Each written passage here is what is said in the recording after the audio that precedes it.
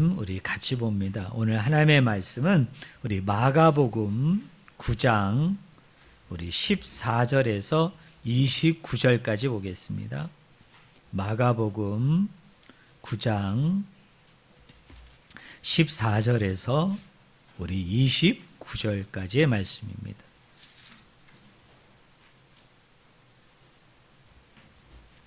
제가 가지고 있는 성경책은 신약성경 68쪽입니다. 68쪽 마가복음 9장 우리 14절부터 29절까지 보겠습니다. 제가 말씀을 읽습니다. 이에 그들이 제자들에게 와서 보니 큰 무리가 그들을 둘러싸고 서기관들이 그들과 더불어 변론하고 있더라. 온 무리가 곧 예수를 보고 매우 놀라며 달려와 문안하거늘 예수께서 물으시되 너희가 무엇을 그들과 변론하느냐? 무리 중에 하나가 대답하되 선생님, 말 못하게 귀신 들린 내 아들을 선생님께 데려왔나이다. 귀신이 어디서든지 그를 잡으면 거꾸러져 거품을 흘리며 이를 갈며 그리고 파리해지는지라. 내가 선생님의 제자들에게 내쫓아 달라 하였으나 그들이 능히 하지 못하더이다. 대답하여 이르시되 믿음이 없는 세대여, 내가 얼마나 너희와 함께 있으며 얼마나 너희에게 참으리요. 그를 내게로 데려오라 하시매 이에 데리고 오니 귀신이 예수를 보고 그 아이로 심히 경련을 일으키게 하는지라. 그가 땅에 엎드러져 구르며 거품을 흘리더라. 예수께서 그 아버지에게 물으시되 언제부터 이렇게 되었느냐 하시니 이르되 어릴 때부터니이다. 귀신이 그를 죽이려고 불가물에 자주 던졌나이다. 그러나 무엇을 하실 수 있거든 우리를 불쌍히 여기사 도와주옵소서. 예수께서 이르시되 할 수 있거든이 무슨 말이냐? 믿는 자에게는 능히 하지 못할 일이 없느니라 하시니 곧 그 아이의 아버지가 소리를 질러 이르되 내가 믿나이다. 나의 믿음 없는 것을 도와주소서 하더라.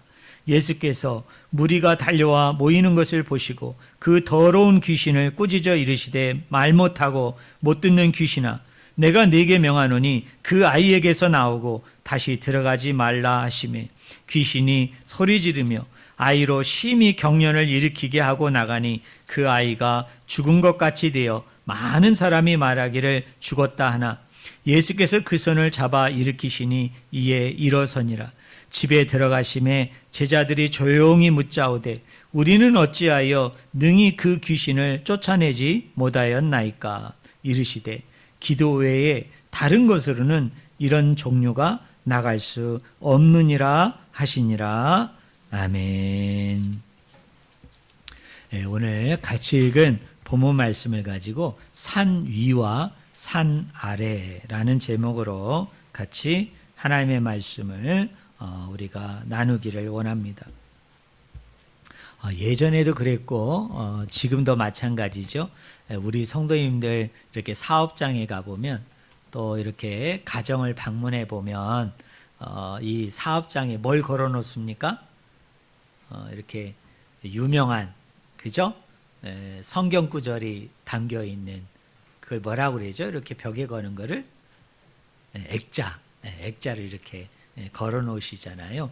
물론 성경에 나오는 말이 아니더라도 여러분 대대로 내려오는 가훈이라든지 아니면 어디 유명한 어떤 분들의 이런 말들을 이렇게 적어 놓아서 우리 가정이 또 우리 부부가 우리 자녀들이 이 적힌 어구대로 문구대로 그렇게 살았으면 좋겠다. 또 그런 은혜와 사랑과 축복이 이곳에 함께 했으면 좋겠다라고 여겨서 지금도 이렇게 이제 액자를 많이 걸어 놓습니다. 제가 예전에 성도들 사업장이나 또 가정을 이렇게 방문해 보면 우리 성도님들이 즐겨 다는 그 액자 중에 성구 뭐가 있을까요? 욥기서 8장 7절 말씀. 내 시작은 미약하였으나 내 나중은 뭐하리라? 심히 장대하리라. 아마 자기 사업장이나 집에 없어도 어떤 믿는 사람이 운영하는 가게나 또는 음식점이나 또는 회사를 방문했을 때 그 문구가 적힌 아마 그 액자를 보신 분이 많으실 거예요. 근데 사실은 이분이 무슨 의도와 생각과 뜻을 가지고 그곳에 그 액자를 걸어 놓는지는 모릅니다만은 사실은 이 욥기서 8장 7절은 하나님의 말씀이 아니죠. 여러분 누구의 말입니까?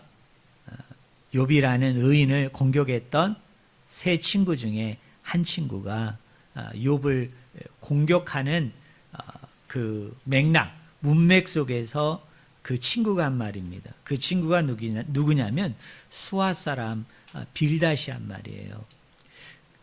그런데 요 말 자체도 하나님의 말씀이 아니고 인간의 말이지만 또 친구의 말이지만 놀라운 것은 요 내 시작은 미약했으나 내 나중은 심히 창대하리라 이 말은 욥이 한참 하나님을 잘 믿다가 갑자기 그에게 고난이 오잖아요. 어려움이 오고 힘든 일이 와가지고 아주 공공한 상황 가운데 빠져 있는 거예요. 그러니까 그 친구가 와가지고 욥을 비아냥거리는 말입니다. 어떻게 생각하면 욥에게 이렇게 욕 비슷한 말을 하는 거예요. 하나님을 믿는 사람은 또 하나님이 돕는 사람은 어떤 사람이라는 거예요? 처음은 미약하지만 나중은 심히 커져야 되는데 심히 창대해져야 되는데 너는 어떻게 가면 갈수록 이렇게 고난이 많으냐, 어려움이 많으냐, 힘든 일이 많으냐. 넌 이제 죽을 지경이 됐는데 이걸 보니까 너는 뭐예요? 분명히 네가 모르는, 아니 네가 알고 있는 죄가 있고 그 죄를 하나님이 심판하고 징벌했기 때문에 네가 이런 결과가 초래되어졌다라는 맥락 속에서 나온 말이기 때문에 사실은 여러분의 그 사업장에 이렇게 간판으로 여러분 걸을 만한 그런 합당한 성구가 아니라는 것을 저는 우리 성도님들이 아셨으면 좋겠어요. 또 신약에 와보면 즐겨 사용하는 그 성경의 말 중에 이런 말이 있어요. 두세 사람이 내 이름으로 모인 곳에는 누가 함께 하시겠다고요? 하나님이 함께 하신다. 주님이 함께 하신다. 요거를 대부분의 사람들은 뭘로 이해하죠? 기도로 이해합니다.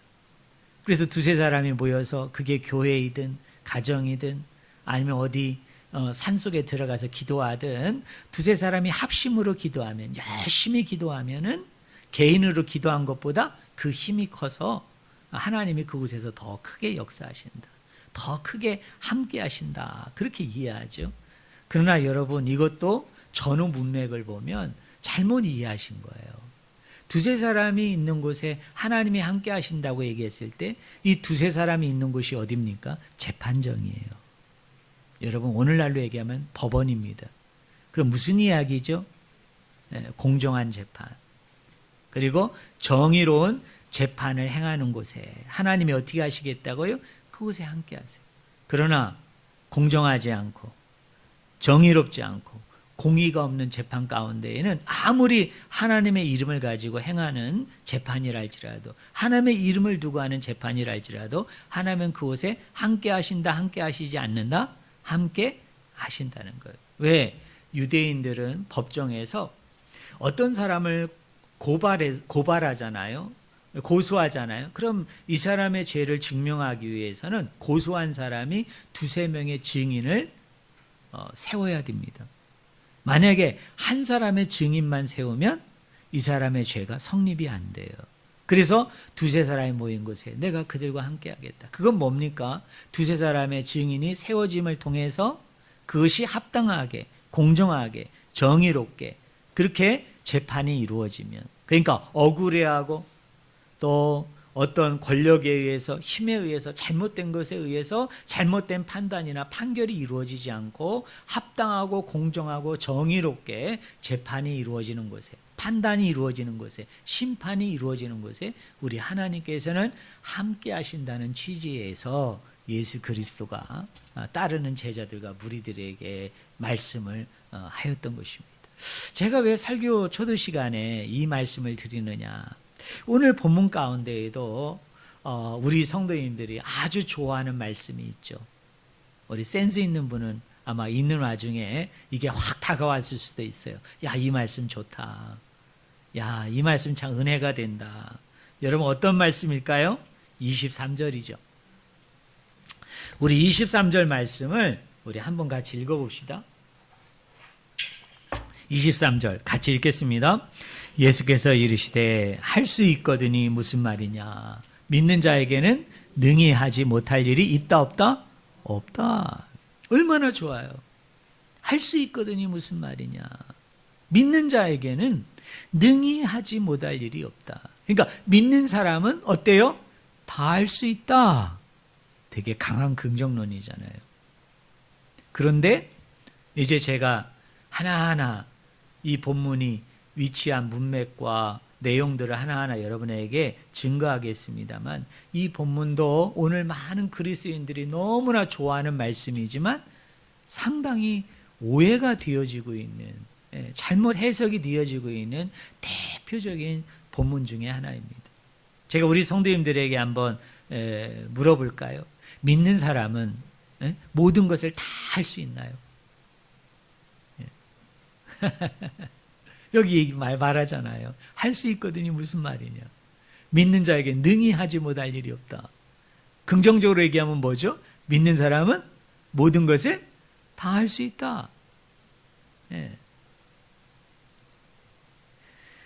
여러분, 저도 믿는 사람이고 여러분도 믿는 사람이지만 우리가 인생을 살면서 많은 어려움들이 있잖아요. 힘든 일이 있고 또 고난도 있고, 나뿐만 아니라 우리 부모님도, 우리 형제도, 우리 주변의 사람들도, 믿지 않는 사람에게도 있지만 우리 믿는 사람에게도 있는데, 우리 믿는 사람들이 모든 것을 다 할 수 있는 건 아니죠. 어떤 의미에서는 사람이기 때문에, 인간이기 때문에 비록 우리가 하나님을 믿고 있지만, 또 하나님을 따르고 순종하고 있지만 우리가 하지 못하는 영역들, 내용들이 더 많은 것을 우리는 늘 어때요? 체험하고 경험하고 그러면서 여러분 살아가는 거 아니겠습니까?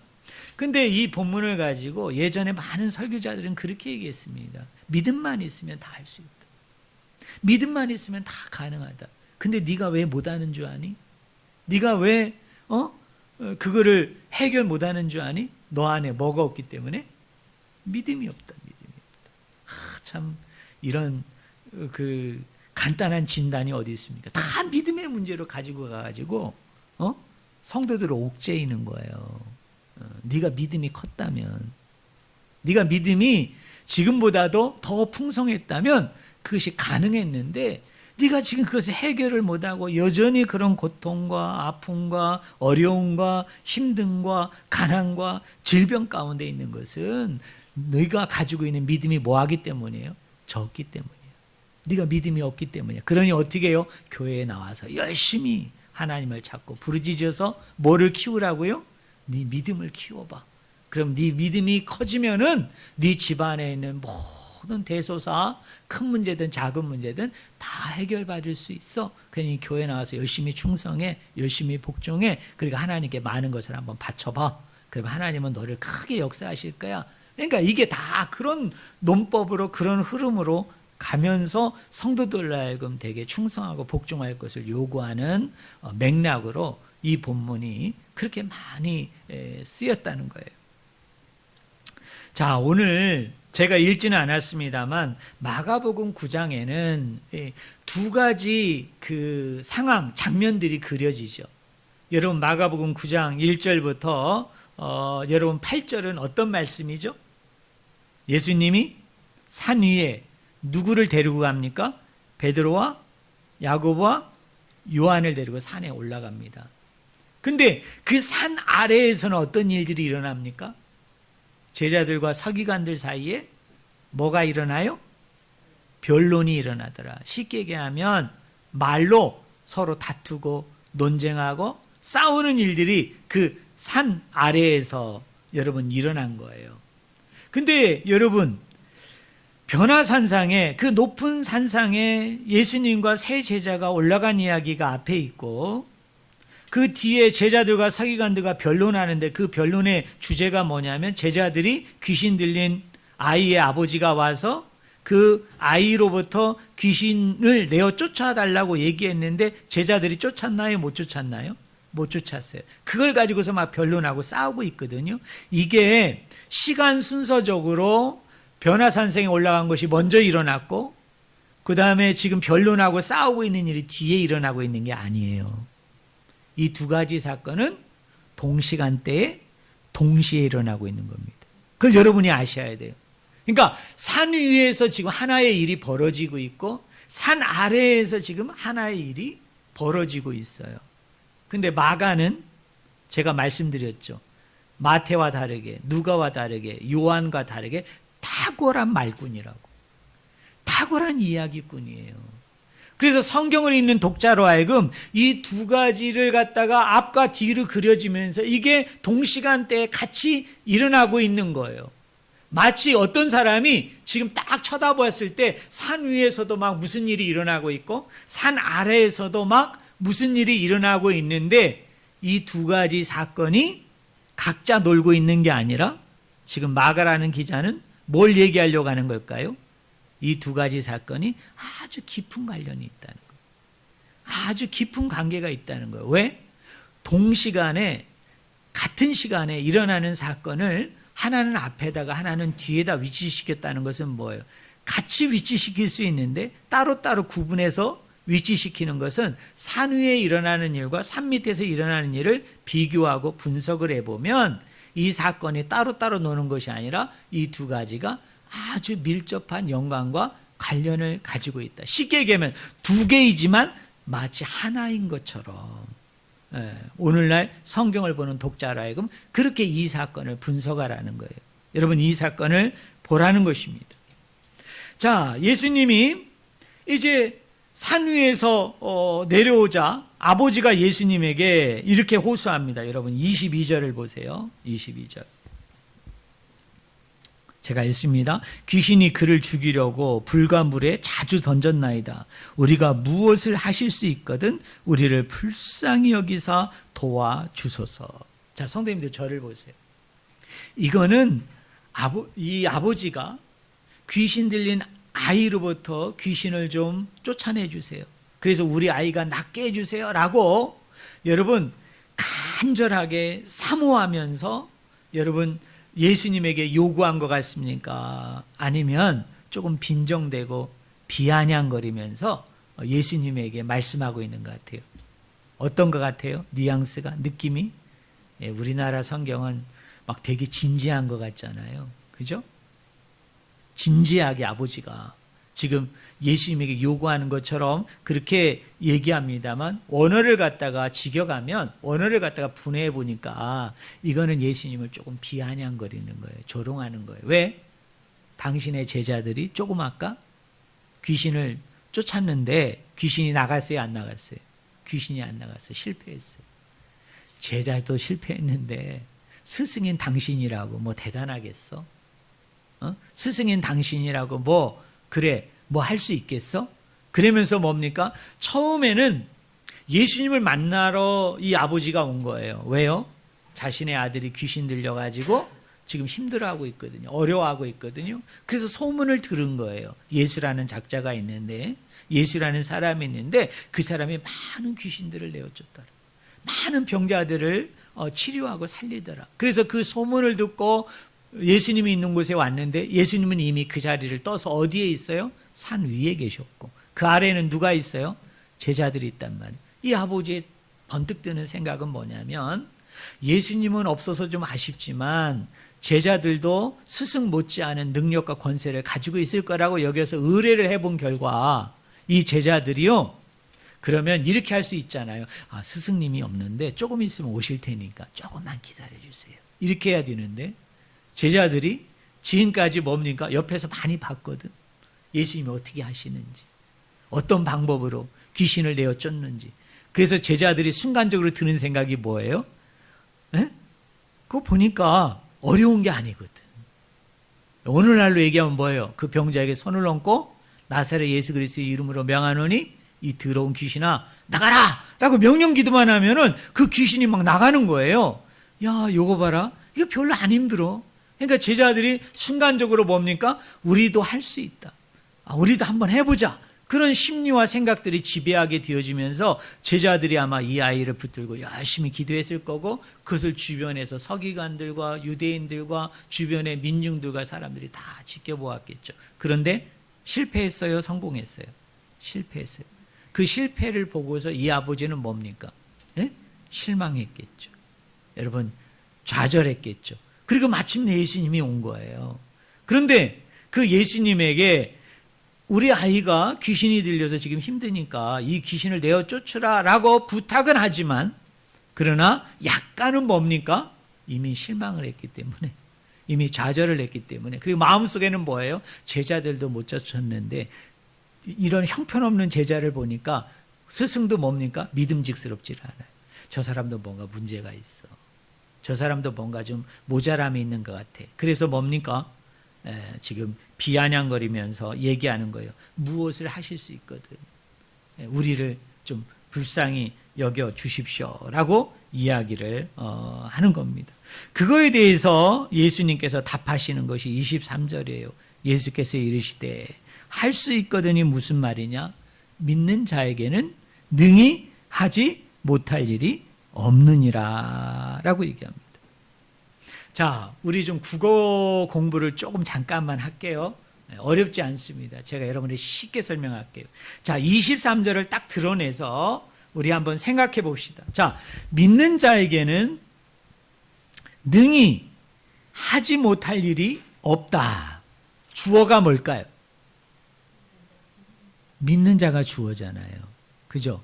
믿는 자가 주어예요. 그죠? 그런데 놀라운 건요, 원어 성경을 보면 주어가 믿는 자가 아니에요. 믿는 자가 아니에요. 여기에 원어 성경의 주어는 뭐냐면, 따라하겠습니다. 모든 일. 예, 모든 일이에요. 능히 하지 못할 일, 능히 할 일, 이게 이제 원어 성경어는 모든 일로 번역을 해야 되거든요. 그러니까 모든 일이 주어예요. 모든 일이. 그러면 요거를 한번 원문에 맞게 번역하면 이런 거죠. 한번 여러분 한번 따라해 보실래요?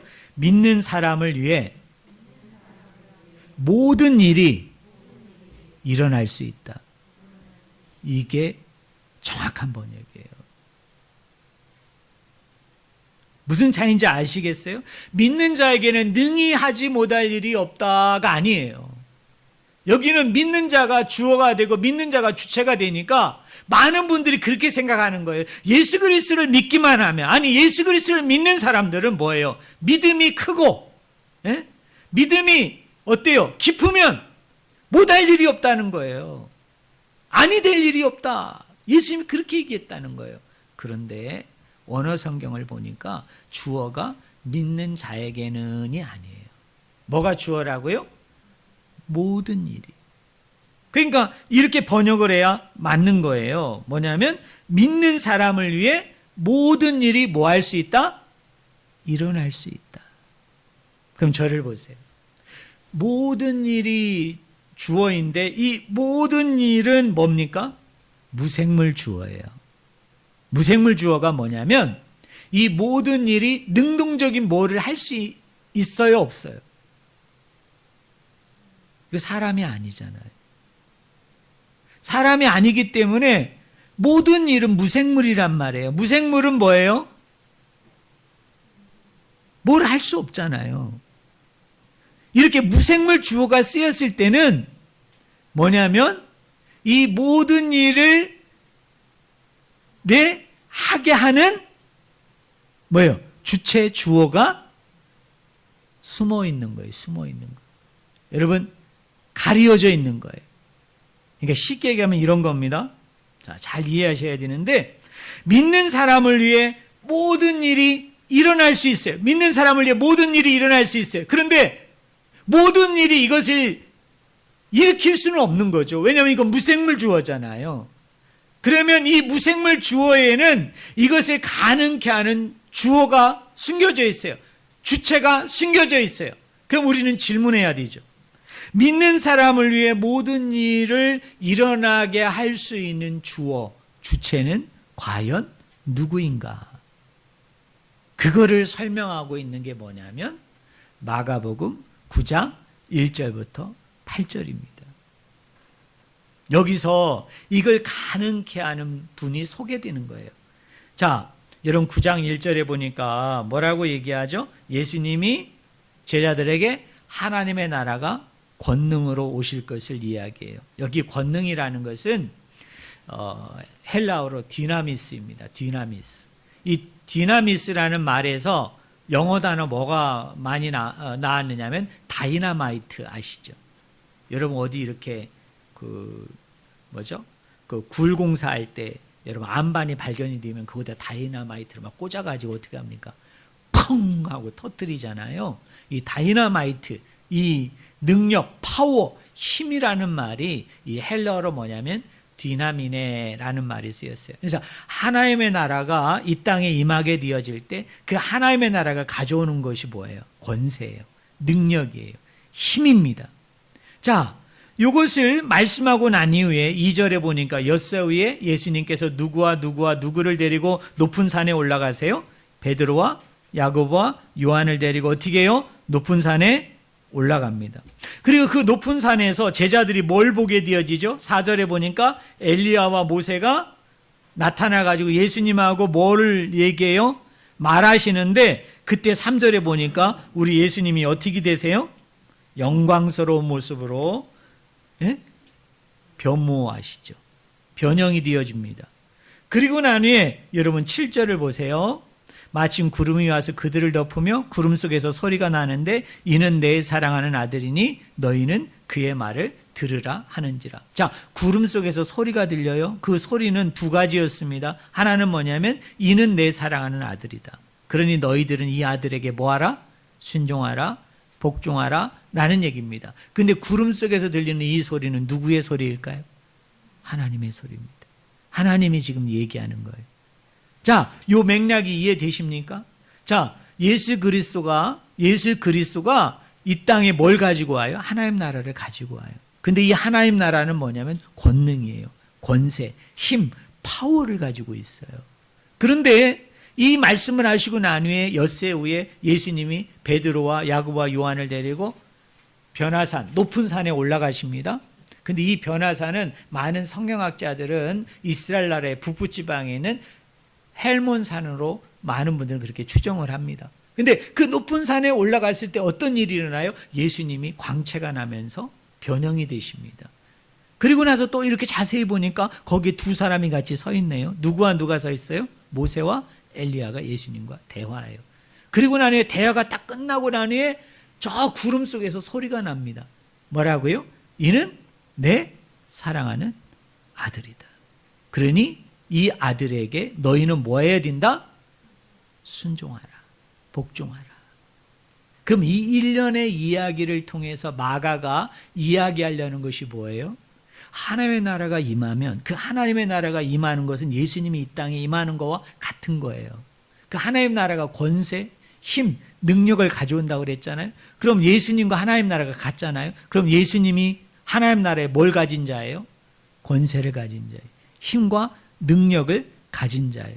그런데 지금 예수님께서 변형이 되면서 이는 내 사랑하는 아들이요 그러니 너희는 이 아들에게 복종하라는 얘기는 다른 말로 얘기하면 하나님 나라가 이 땅에 궁극적으로 임하게 되어질 때 그 능력과 권세와 힘이 이 땅 가운데 임하게 되는데 이 능력과 권세와 힘은 아무나 발휘할 수 있고 아무나 쓸 수 있고 아무나 사용할 수 있는 게 아니다. 오로지 누구만이 예수 그리스도만이 그것을 하실 수 있다. 왜? 그분은 누구의 아들이시기 때문에 하나님의 아들이시니까. 그러니까 너희가 이 권세를 받기를 원하느냐, 이 능력을 받기를 원하느냐, 이 힘을 받기를 원하느냐, 너희들이 그러면 어떻게 하라? 그 아들에게 복종하면 돼. 그 아들에게 순종함을 통해서 그 아들이 그것을 가능하도록 만들면 되는 거예요. 자, 이 말씀을 하고 난 이후에 23절에 제가 원문에 맞게 번역을 했죠. 뭐라고 번역을 했습니까? 믿는 사람을 위해 뭐가 일어날 수 있다? 모든 일이 일어날 수 있다. 이 모든 일을 일어날 수 있게 하는 숨은 주체, 숨은 주어는 누구일까요? 예수 그리스도이시죠. 예수 그리스도이시죠. 그런데요, 재미나는 것은 마가 기자는 이것을 그 뒷부분에서 적용합니다. 자, 여기 보세요. 귀신 들린 한 아이의 아버지가 귀신 들린 아이를 가져와서 제자들에게 요구하잖아요. 이 아이에게서 귀신을 내어 쫓아달라. 쉽게 얘기하면 하나님 나라의 권세를 가지고, 하나님의 나라의 권능을 가지고, 하나님 나라의 힘을 가지고서 이 귀신을 내어 쫓아달라. 이 귀신을 물리쳐달라. 근데 제자들은 성공했습니까? 실패했습니까? 실패했어요. 여러분 이해되세요? 모든 일을 일어나게 하는 것은 누가 아니다? 제자가 아니에요. 사람이 아니에요. 누구만이 그것을 행할 수 있다? 예수 그리스도만이 할 수 있어요. 예수님만이 그것을 어떻게 해요? 가능케 하는 거예요. 우리는 그 앞에 뭐 하기만 하면 되는 거예요? 믿고 순종함으로 나아가기만 하면 되는 겁니다. 제가 왜 이 부분을 강조하느냐면 적용이 이런 거예요. 여러분, 가끔 마치 자기가 하나님한테 뭘 그렇게 대단한 걸 받았냐,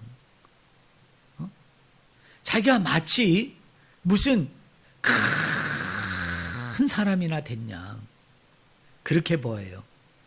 이야기하고 그렇게 사람들을 갖다가 뭐예요? 요구하고 또 사람들을 어떻게 해요? 그렇게 미혹하고 유혹하는 잘못된 믿음의 사람이 여전히 우리 교회 안에 있을까요? 없을까요? 여러분 있어요. 하나님 앞에서 여러분 주의 종이든 우리 성도들이든 우리가 할 수 있는 게 있을까요? 없을까요? 우리는 할 수 있는 게 없어요. 내가 뭐 능력이 종이 되어서, 내가 무슨 권세의 종이 되어서, 내가 뭔가 힘의 종이 되어져서 그 권세를 가지고, 그 능력을 가지고, 그 힘을 가지고 내가 하는 게 아니에요. 하시는 분은 딱 한 분이에요. 누굽니까? 예수 그리스도일 뿐이에요. 나는 뭐 할 뿐이에요? 다만 믿고 순종할 뿐이에요. 무슨 능력 있는 종이 있고 능력 없는 종이 또 따로 있나요? 여러분, 큰 종이 있고 무슨 작은 종이 있고, 무슨 큰 믿음이 있고 무슨 적은 믿음이 있고, 그런 게 아니에요. 하나님 앞에서는 여러분, 창조자 되시고 구원자 되시는, 심판자 되시는 우리 하나님 앞에서는 누구나 다 똑같아요. 우리는 할 수 있는 게 없어요. 오로지 예수 그리스도만이 하나님 나라의 권세를 가지셨어요. 하나님 나라의 능력을 가지셨어요. 하나님 나라의 힘을 가지셨어요. 그래서 예수 그리스도가 우리의 모든 것을 가능하게 하시는 거예요. 우리의 모든 것을 가능하도록 충분히 그렇게 하실 수 있는 분이에요. 그럼 우리는 다만 그분 앞에서 믿고 순종함으로 뭐 할 뿐이에요? 나아갈 뿐이에요. 저는 여러분들이 이것을 꼭 믿으시기를 주님의 이름으로 간절히 축원을 드립니다. 하나님 앞에서는요, 우리는 늘 겸손해야 됩니다. 하나님 앞에서는 우리는 늘 낮아져야 돼요. 낮아져야 돼요. 저는 여러분들이 그런 겸손을 정말 잊지 않는 분들이 되었으면 좋겠어요. 자, 이제 거의 이제 다 갔습니다. 여러분 28절을 보세요. 제자들이 물어요, 예수님한테. 우리 28절 말씀 한번 같이 읽어봅시다. 같이 읽겠습니다. 집에 들어가심에 제자들이 조용히 묻자오되 우리는 어찌하여 능히 그 귀신을 쫓아내지 못하였나이까. 예수님은 쫓아내셨잖아요. 자기는 실패했는데 예수님이 오셔가지고 쫓아냈거든요. 그러니까 제자들이 궁금했어요. 예수님에게 질문합니다.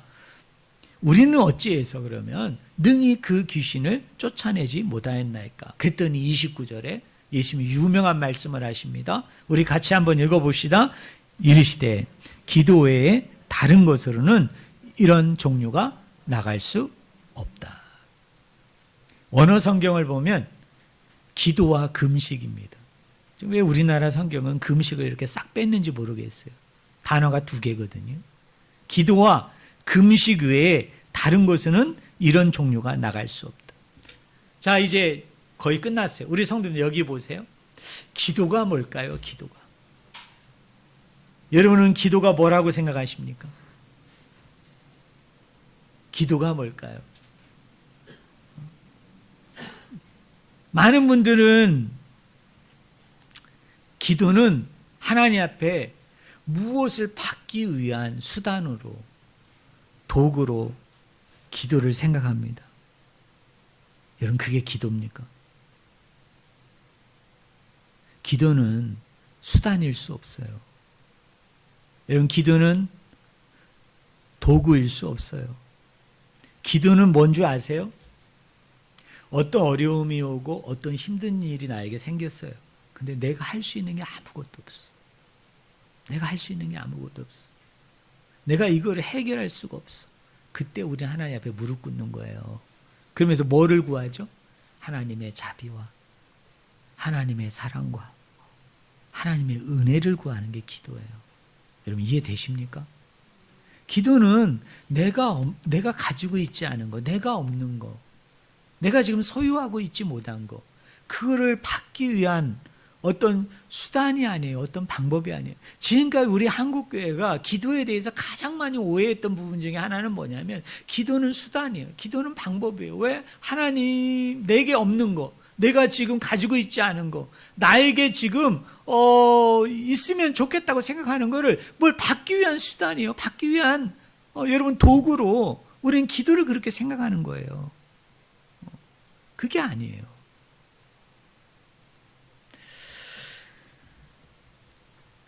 우리 한 군데만 한번 찾아볼까요? 거기서 가까우니까. 마가복음 11장 우리 24절 한번 보세요. 11장 24절.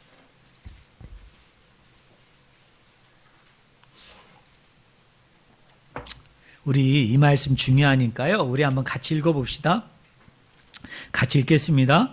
그러므로 내가 너희에게 말하노니 무엇이든지 기도하고 구하는 것은 받은 줄로 믿으라. 그리하면 너희에게 그대로 되리라. 자, 저를 보세요. 따라하세요. 기도하고 구한다. 여기 기도하다라는 말만 쓰이지 않았잖아요. 이게 기가 막힌 말이에요.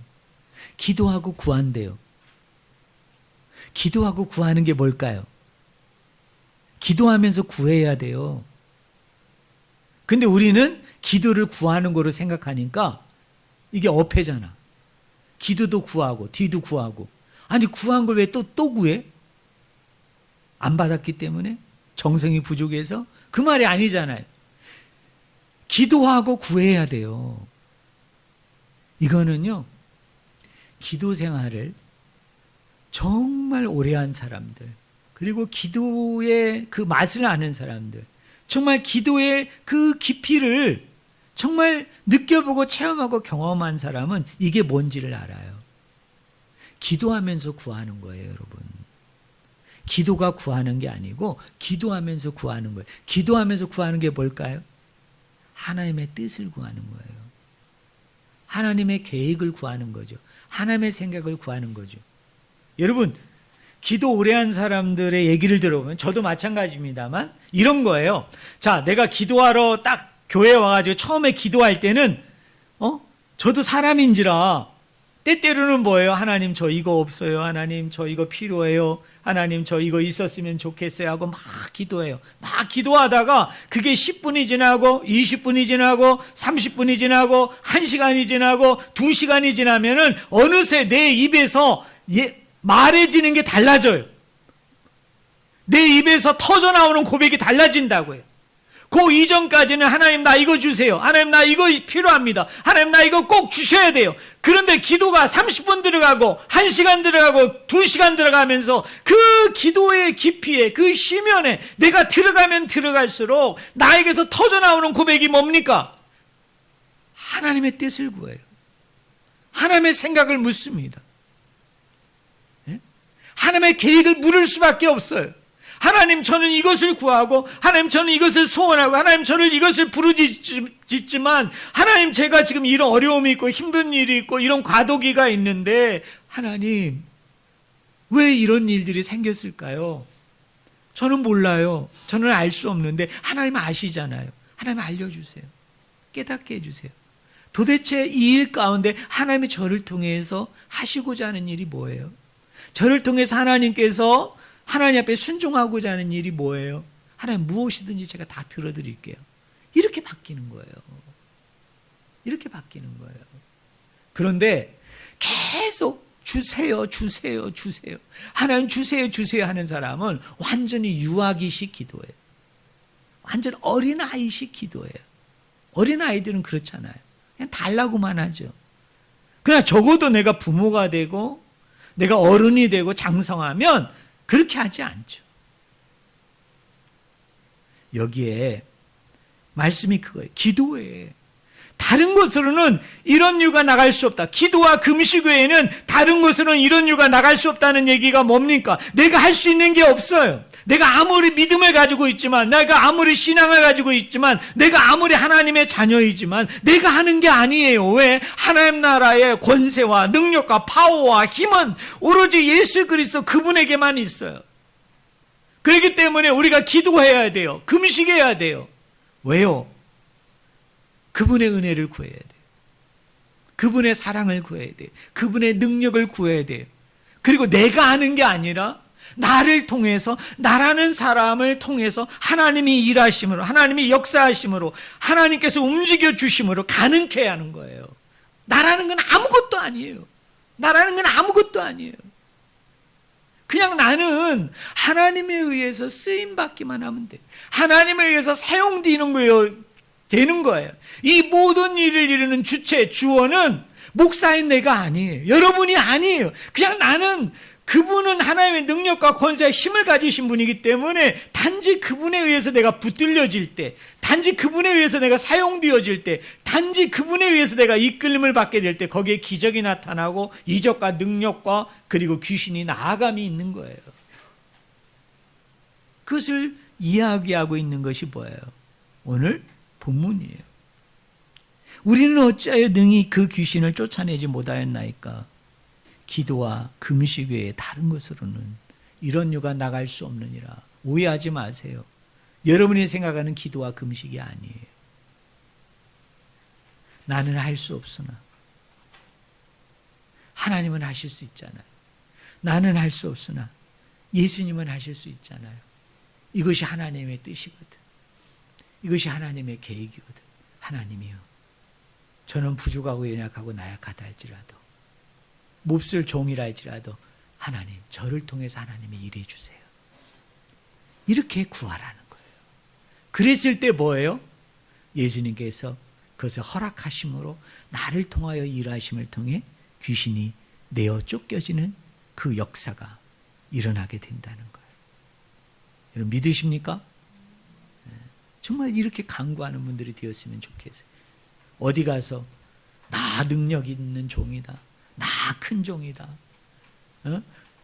나만큼 기도해봤어, 막 이러는 사람들이요, 여러분 믿지 말아요. 우리 하나님은 절대 우리를 슈퍼맨으로 우리를 만드시지 않아요. 우리를 어떤 영웅 호걸로 우리를 만들지 않아요. 그것은 자기가 자기를 우상화하는 거예요. 여러분, 은혜를 아는 사람은 겸손할 수밖에 없어요. 정말 하나님의 사랑을 뼈저리게 느끼는 사람은 겸손할 수밖에 없어요. 왜요? 그 사랑이 너무 크고 그 은혜가 너무 크기 때문에 내가 얼마나 형편없는 인간임을 내가 깨닫는 게 은혜거든요. 사랑이거든요. 근데 왜 자기를 자랑할까요? 왜 자기가 그런 사람이라고 막 떠벌릴까요? 그래서 마치 그 종에게만 가야만이, 그 어떤 장소에만 가야만이, 그곳에만 가야만 거기에 역사가 있고 힘이 있고 능력이 나타난다고 얘기하는 거는, 그건 진짜 은혜를 모르는 사람이에요. 정말 사랑을 모르는 사람이에요. 여러분, 신앙이 깊어진다는 것은, 신앙이 정말 정말 깊어진다는 것은 은혜를 알고 사랑을 안다는 건데, 그럼 은혜와 사랑을 아는 건 뭐죠? 나는 철저하게 그리스도 안에서 죽어야 되겠고 그리스도만이 사는 거예요. 예수 그리스도만을 높이고 하나님만을 높이는 거예요. 여러분, 여러분이 어느 모임에, 어느 예배, 어느 집회에 갈 수 있어요. 근데 이 모임이 건강한지 건강하지 않은지를 구별하는 법, 내가 마지막으로 얘기하고 오늘 설교를 마치겠습니다. 여러분 쉽게 구별하는 방법이 뭐예요? 예수 이름을 높이는 교회는 건강한 교회예요. 하나님의 이름을 높이는 교회는 건강한 교회. 그런데 가만히 봐봐요. 예수님을 높이고 하나님을 높인다고 하면서 거기에 주의 종이 앉아 있어. 그거 병든 교회입니다. 잘못된 거예요. 하나님이 제일 싫어하시는 거예요. 여러분 간증도요. 건강한 간증이 뭡니까? 여러분 예수님만 높이고 하나님만 높여야 돼요. 그런데 그 간증의 주인공이 자기가 되고 그 간증의 중심에 자기가 서게 되어지면 어떻게 되는 거죠? 이건 잘못된 간증. 설교도 마찬가지예요. 여러분 저 목사님이 설교를 잘하느냐 못하느냐는 뭘로 판단합니까? 저 목사님은 설교 중에 늘 하나님만 높여. 늘 예수님만 높여. 그러면 그 설교자는 건강한 설교자예요. 그런데 막 설교를 하면서 자기 자랑하고 자기 변명하고 자기 합리화시키고 자기가 마치 하나님에 의해서 막 쓰임받는 막 대단한 종이고 큰 종이고 나는 막 뭐든지 다 할 수 있는, 근데 너희들은 믿음이 없어서 너희들은 믿음이 작아서 안 되는 거야. 그러면서 막 그걸로 수단화시키고 방법시키고 강요하고 순종을 요구하는 거예요. 그건 잘못된 종이에요. 그런 사람들은 여러분 제껴야 되는 거예요. 결론적으로 이야기합니다. 하나님 나라의 권세와 하나님 나라의 능력과 힘은 예수 그리스도 그 한 분에게 있어요. 우리는 다만 뭐 할 뿐이에요? 믿고 순종함으로 은혜를 구하면 돼요. 여러분 사랑을 구하면 돼요. 그러면 그분이 일하심으로 믿는 사람에게서 일어나는 일들 중에 따라하겠습니다. 예수님이 못하실 일이 없다. 그러니까 이 본문 가지고 더 이상 오해하지 말아요. 믿는 사람이 못할 일이 없다. 기회요 아니에요? 아니에요. 이건 뭐예요? 예수님은 모든 일이 가능하시다. 예수님은 못하실 일이 없으시다입니다. 숨어 있는 거예요. 그 주어와 주체가. 저는 그것을 꼭 믿으시는 저와 여러분이 되기를 주의 이름으로 간절히 축원을 드립니다. 기도하겠습니다.